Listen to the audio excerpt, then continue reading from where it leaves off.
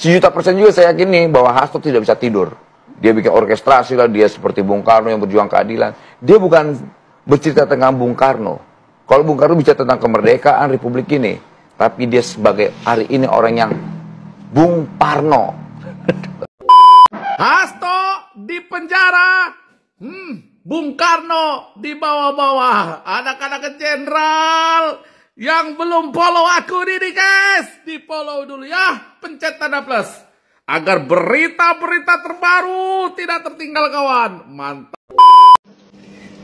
Pak Hasto pengen jadi patriot. Nah, akhirnya Pak Hasto Kristianto muncul di depan publik pasca penetapan KPK terhadap dirinya sebagai tersangka.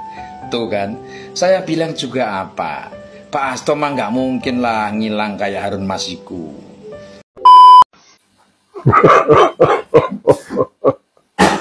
Mas Hasto mau menyamakan dirinya sama Bung Karno yang dipenjara memperjuangkan kemerdekaan Republik Indonesia.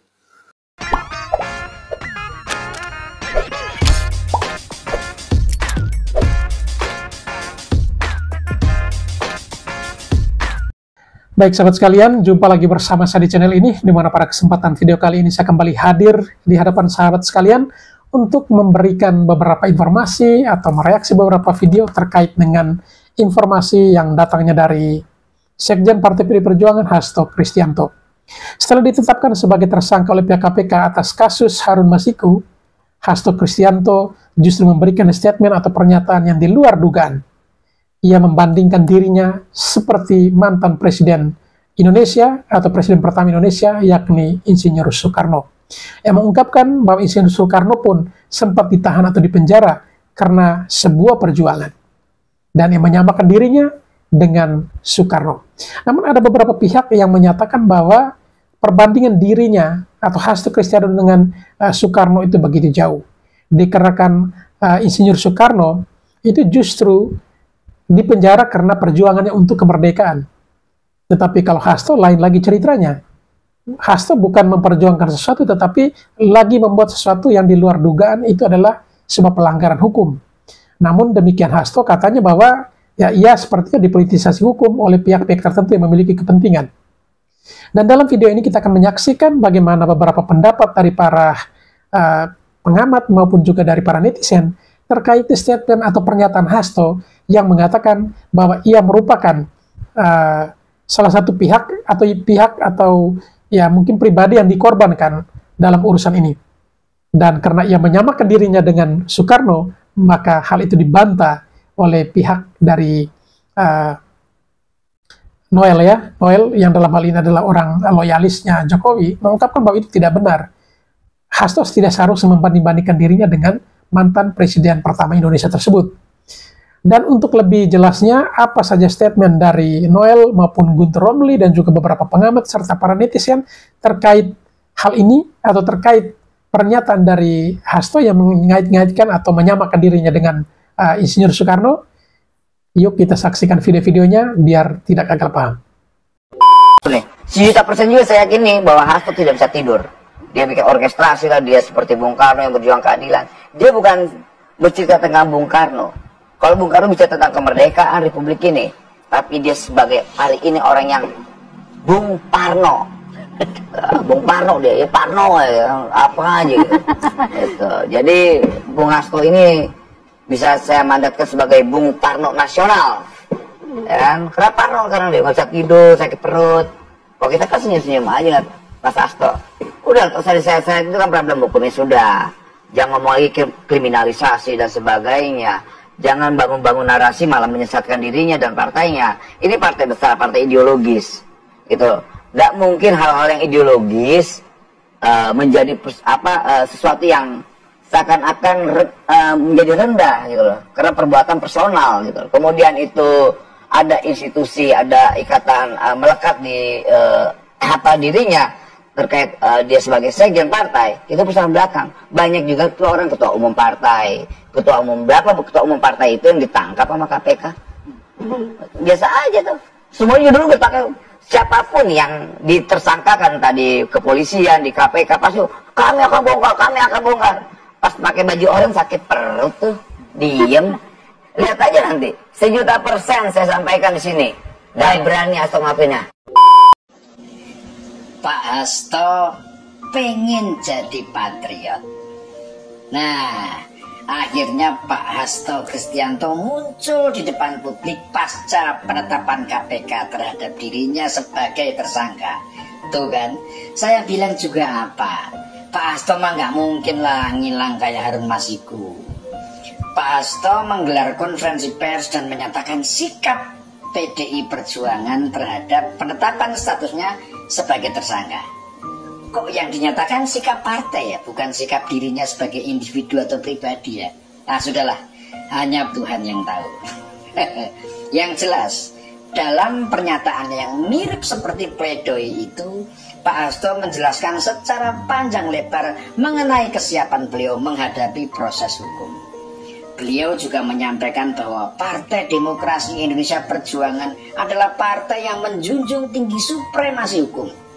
Setelah itu, beliau menyatakan sebagai murid Soekarno yang digambarkan oleh beliau sebagai penegak demokrasi yang berjuang menghadapi resiko bolak-balik masuk penjara di zaman kolonial.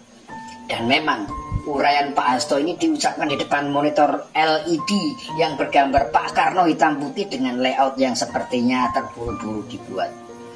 Pak Hasto juga menyebut dengan sangat jelas bahwa apa yang menimpa dirinya saat ini adalah resiko perjuangan menegakkan demokrasi dengan mengisyaratkan sikapnya yang gagah berani melawan pihak-pihak yang diduganya memperalat konstitusi dan merusak demokrasi. Kita semua pasti tahu lah ya arahnya kemana. Pokoknya secara umum pernyataan Pak Hasto itu mencitrakan sebuah sikap patriotik, sikap gagah berani untuk membela sesuatu yang diyakininya benar, dalam hal ini tegaknya demokrasi di Indonesia. Oke Pak Hasto, pernyataan yang sangat normatif, idealis itu kok terdengarnya jadi adlibs ya. Kok rasanya cuma jadi kembang lambe ya. Bapak bilang berani menghadapi risiko untuk menegakkan demokrasi. Tapi kasus Bapak itu kan juga melanggar konstitusi dan menciderai demokrasi. Memanipulasi calon anggota legislatif berbeda dengan wilayah konstituennya dan ternyata kalah suara, lalu mau tetap dimenangkan dengan memberi suap kepada Komite Pemilihan Umum, lalu setelah kasusnya terbongkar dan mau diproses, calon anggota legislatif yang mau Bapak menangkan itu kabur dan sampai sekarang masih buron. Dan Ketua KPK menjelaskan peran Bapak menginisiasi dan memfasilitasi si caleg itu untuk kabur. Apakah itu semua mencerminkan perjuangan menegakkan demokrasi, Pak? Halo Pak Hasto, mencurangi pemilu dengan menyuap KPU itu melanggar demokrasi apa tidak? Pak Karno yang Bapak sebut sebagai guru Bapak, itu pasti nggak pernah mengajarkan cara-cara begitu kan Pak? Enggak lah, saya yakin pasti enggak. Lagian referensi Bapak tentang perjuangan Pak Karno itu jelas tidak relevan dengan kasus Bapak.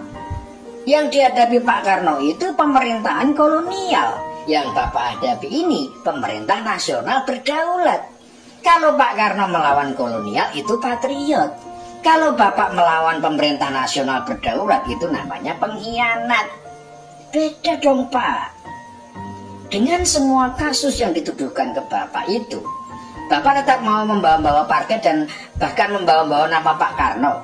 Serius Pak?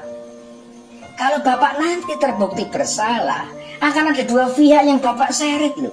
Partai Demokrasi Indonesia Perjuangan dan Presiden pertama Republik Indonesia. Artinya apa yang Anda lakukan itu sejalan atau direstui oleh dua pihak itu. Dan kalau Anda ternyata secara hukum terbukti bersalah, maka dua pihak itu juga akan ikut menjadi pihak yang salah. Kira-kira Bapak mikir sampai ke sana nggak? Memangnya Bapak nggak berani menghadapi kasus Bapak itu sendiri?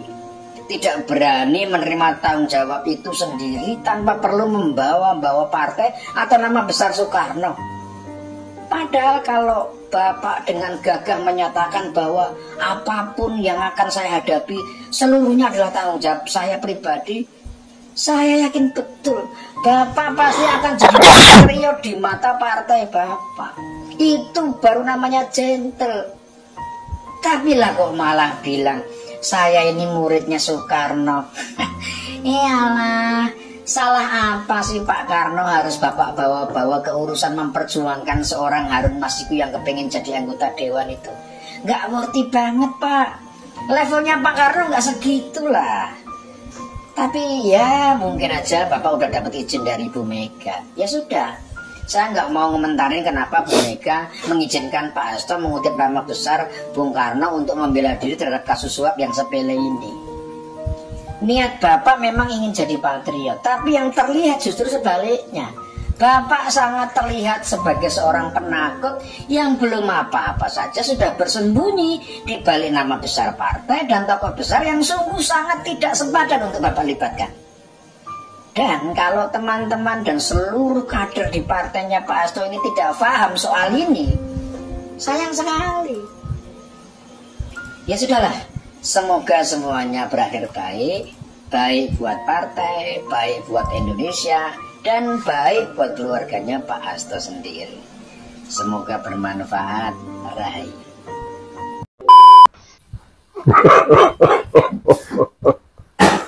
Mas Hasto mau menyamakan dirinya sama Bung Karno yang dipenjara memperjuangkan kemerdekaan Republik Indonesia. Hei Mas Hasto, Anda memperjuangkan Harun Masiku, siap dipenjara mau menyamakan diri dengan Bung Karno. Ya, udah jangan kayak orang mabuk kekuasaan. Mas Hasto itu salah. Gak usah belaga jadi pahlawan patriot. Ya, hari ini Anda jadi tersangka, besok ditangkap. Ya, udah nggak usah mempengaruhi, membawa opini. Ya, tuh Anda beda dengan Bung Karno. Ini judulnya Penjara Antara Pengorbanan dan Pengalihan.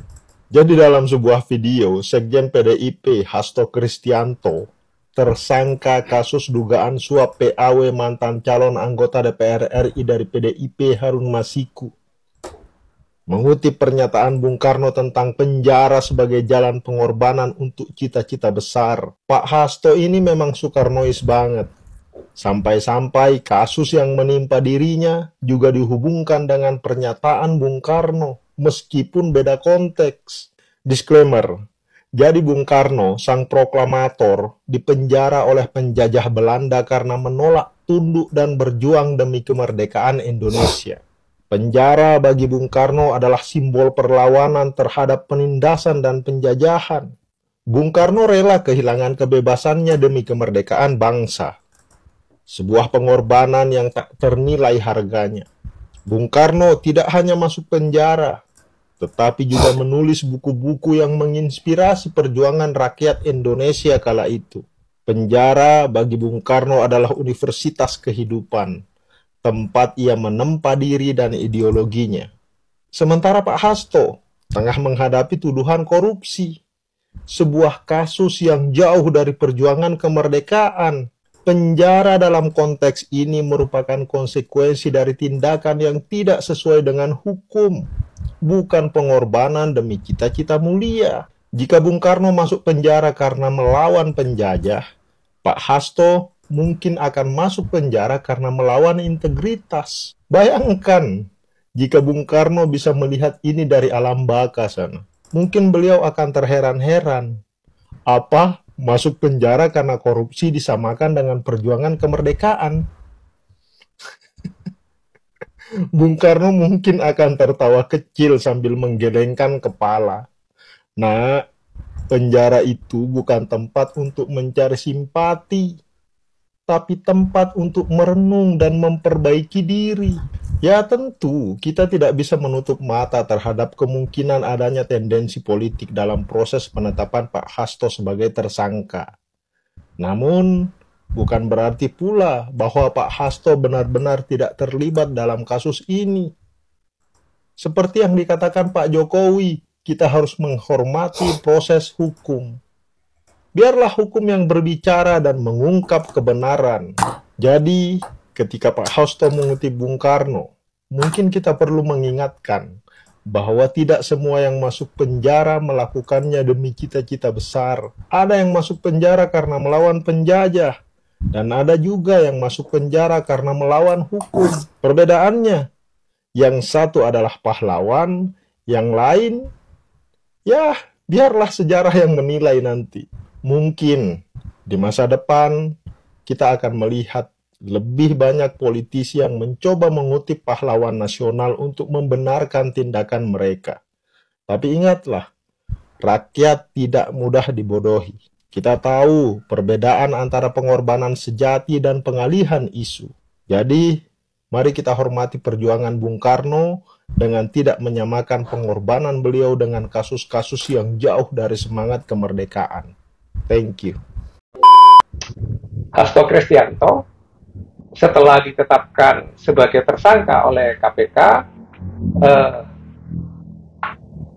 menunjukkan sikap ambivalen, ya, dualisme. Di satu sisi membuat pernyataan yang bernada simpatik, yaitu siap menghadapi masalah hukum itu termasuk risiko yang terburuk sekalipun. Di sisi yang lain lalu masih mengembangkan narasi seakan-akan dia adalah hero, ya, pahlawan konstitusi, pahlawan demokrasi sebagai muridnya Bung Karno, ya. Tapi dengan cara apa? Mengungkapkan yang menurut versinya dia gitu, aibnya Pak Jokowi, ya, minta 3 periode, minta perpanjangan masa kekuasaan dan lain sebagainya, ya. Tapi anehnya ketika Hasto mengungkapkan hal itu, di sisi yang lain itu Puan Maharani mengatakan nggak tahu itu hal-hal begitu. Ya, itu paradoks di dalam PDIP. Dan yang menjadi pertanyaan saya gini, mengapa Hasto itu mengungkapkan hal itu, ya, setelah Pak Jokowi itu di luar PDIP gitu, setelah Ganjar kalah, ya, setelah Pilpres, bahkan mengungkapkan Jokowi itu mastermind dari kriminalisasi Anies juga baru belakangan ini. Ya, seandainya Pak Jokowi itu masih bersama PDIP, berarti Anda tuh diam. Walaupun Anda, menurut versi Anda, Pak Jokowi melakukan kejahatan konstitusi, misalnya begitu. Tapi Anda diam itu. Ya, kalau Pak Jokowi masih bersama PDIP, Anda diam. Gitu. Anda hanya simpan aja penyakit-penyakit itu kan, kejahatan itu. Itu kan bagaimana tidak fair, kepribadian yang menurut hemat saya amoral. Sebagai politikus, sebagai tokoh bersikap semacam itu. Ya, kalau ada gentle, itu harusnya dikemukakan saja sebelum atau sesudah Pak Jokowi itu masih bersama atau tidak bersama PDIP. Kalau Anda memang mau lurus pada konstitusi dan demokrasi, lurus sebagai muridnya Bung Karno, gitu loh. Jangan setelah Pak Jokowi di luar, setelah kalah Pilpres dan seterusnya, Anda bongkar-bangkir itu. Nah, sekarang juga ini Anda create story lagi.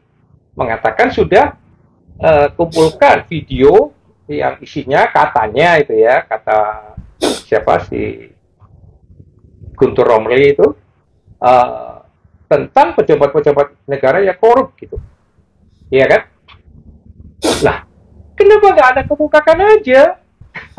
Siapa itu? Kalau memang sekali lagi, kalau Anda punya moralitas sebagai politisi, ya, atau politisi yang bermoral gitu. Jangan menunggu nanti dong, kemukakan sekarang. Apalagi juga dibantu oleh pernyataannya Ibu Koni sebagai sahabat Anda, ya, Bu Koni Rahakundini Bakri, mengatakan sudah ada titipin dokumen-dokumen, entah bentuknya verbal, ya, tertulis, audio, video dan lain sebagainya.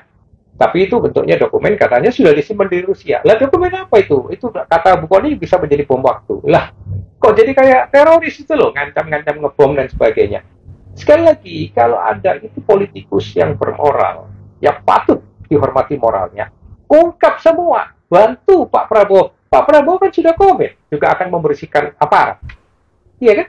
Itu komitmennya jelas, itu pidatonya jelas di pidato kenegaraan begitu Pak sebagai presiden.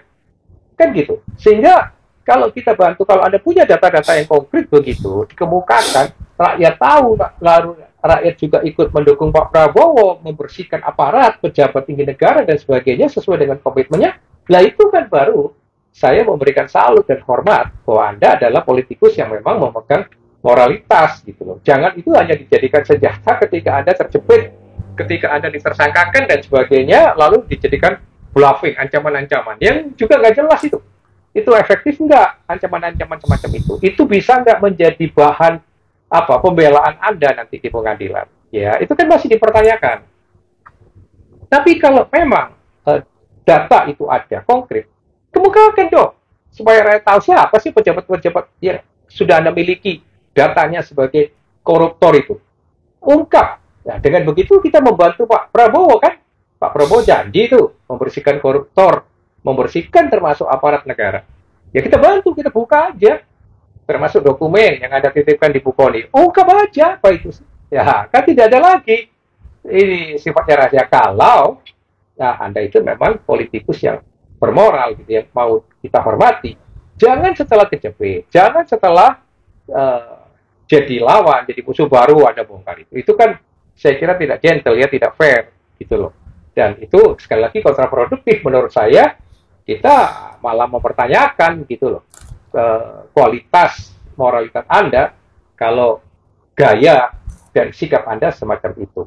Itu catatan saya untuk Hasto terkait video-video ya, pernyataan tentang video-video yang berisi koruptor-koruptor pejabat negara atau dokumen yang bisa menjadi bom waktu, kata Bu Koni.